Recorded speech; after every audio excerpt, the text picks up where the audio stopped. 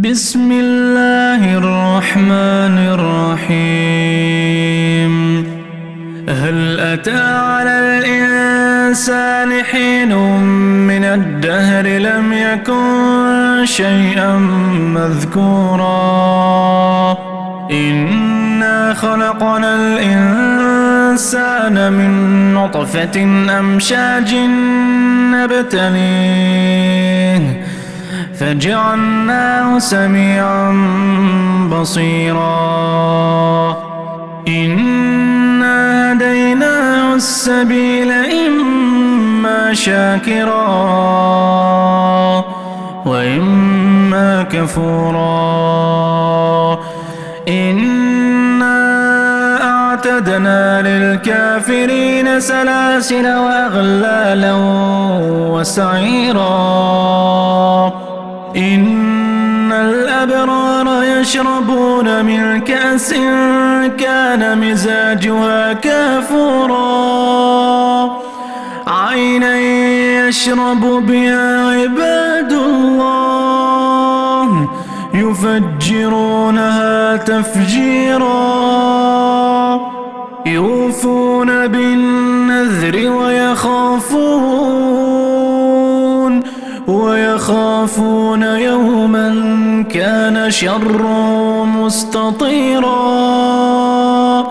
ويطعمون الطعام على حبه مسكينا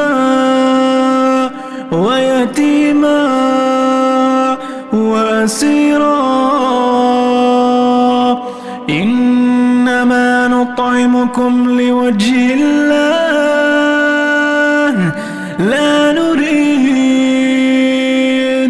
لا نريد منكم جزاء ولا شكورا إنا نخاف من ربنا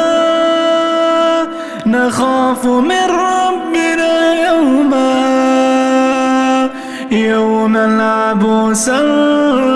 قمطريرا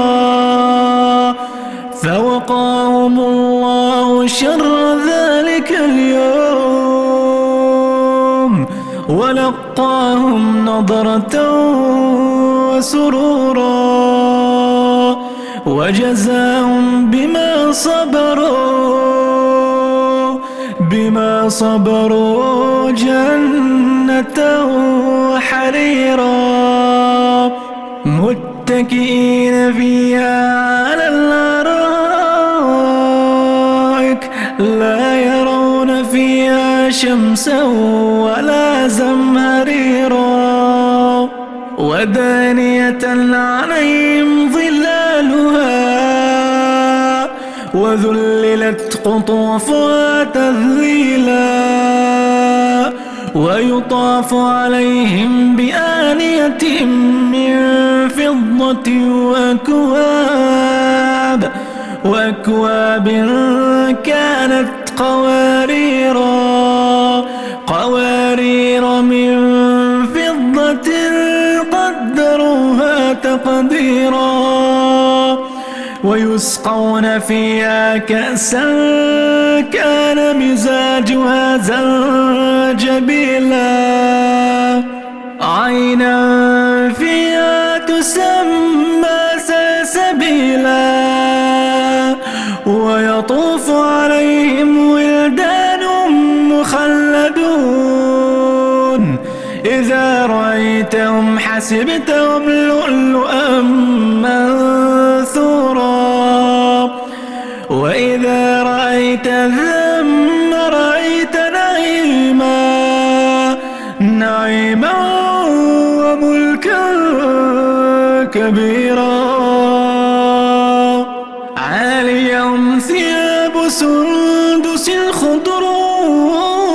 واستبرق وحلوا أساور من فضة وسقاهم ربهم شرابا طهورا إن هذا كان لكم جزاء وكان سعيكم مشكورا إنا نحن نزلنا عليك القرآن تنزيلا فاصبر لحكم ربك ولا تطع منهم آثما أو كفورا واذكر اسم ربك بكرة واصيلا ومن الليل فاسجد له وسبحه ليلا طويلا إن هؤلاء يحبون العاجلة ويذرون وراءهم يوما ثقيلا نحن خلقناهم وشددنا أسرهم وإذا شئنا بدلنا أمثالهم تبديلا إن هذه تذكرة فمن شاء اتخذ إلى ربه سبيلا وما تشاءون إلا أن يشاء الله إن الله كان عليما حكيما يدخل من يشاء في رحمته والظالمين أعد لهم عذابا